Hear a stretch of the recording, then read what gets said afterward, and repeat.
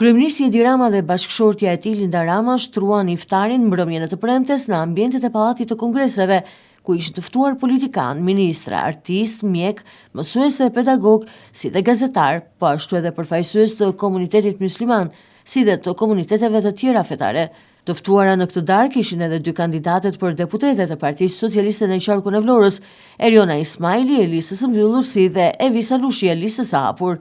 Dy kandidatet ndanë në rrjetet sociale foto nga momentet nga darka.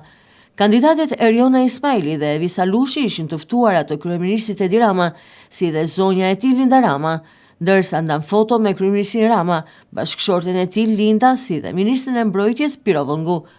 Gjatë darkës Rama e ka quajtur iftarin të posaçëm, duke kujtuar se në Tiranë ka hapur dyert më në fund pas shumë vitesh pritje dhe xhamia e madhe e namazgjas.